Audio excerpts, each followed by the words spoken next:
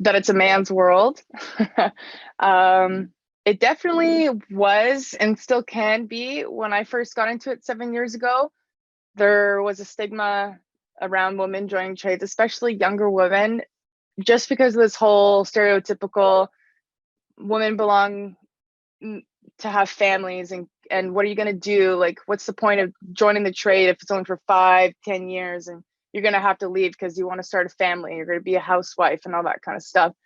It's getting a lot better now, and I definitely haven't faced any of that judgment for the past 5 years. It was really just the first 2 years when I was getting like my ropes in the trade, but I've grown a lot of confidence, and I feel like men in general know when to take a step back if you're a confident woman in the trades.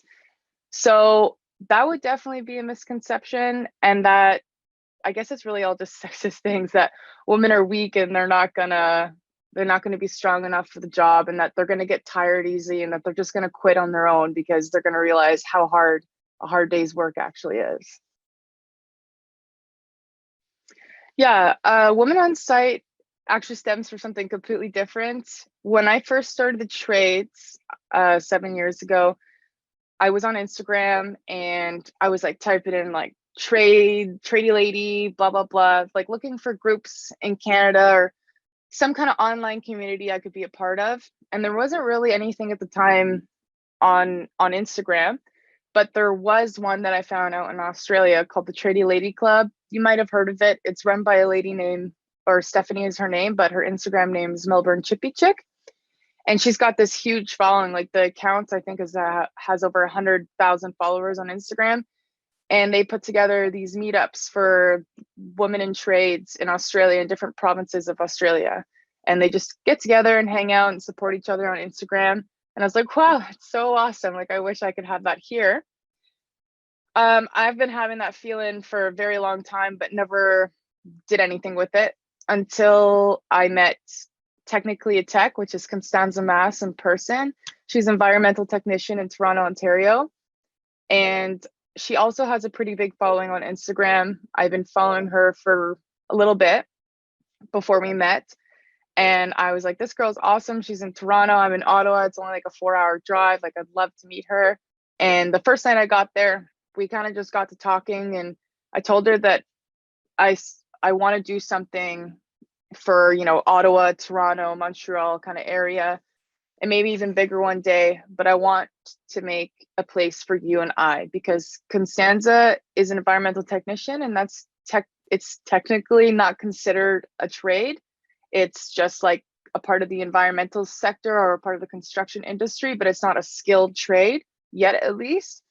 So people like her, women in management, like project management, women in, even like the woman holding the stop sign on the street, like that's not considered a trade. It's just them being in construction. And I wanted to make a universal group for people who didn't feel like they fit into a box within the trades, but still actively helped the construction sector and industry move on. So I basically told her this, and she's like, yeah, I'm all over it.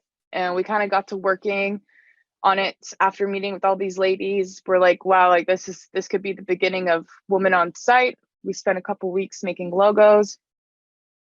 And then one thing led to another. We built the Instagram, started getting some followers.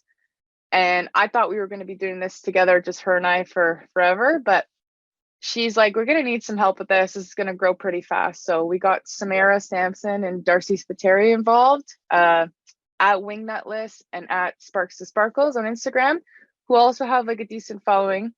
And now they're our co-founders, sorry. And we are just working on putting together events. We're actually heading to a founders retreat this weekend, and we're planning out the whole year. We have a lot in stock this year. Last year was like kind of a trial run. We just did like local community in the Ottawa, Toronto region meetups. And we're hoping to do a like destination meetup and make that kind of a regular thing for the years to come. But really just building like an online community, and then sometimes in person organization. We hope to have like sectors in different provinces and maybe across the world, where we basically give these women like WASP rights, like women on site logo rights and whatnot, but they run with their own little thing and their own little areas and make their own events and whatnot. So that's kind of the direction Women on Site is heading in, and that's kind of how it started.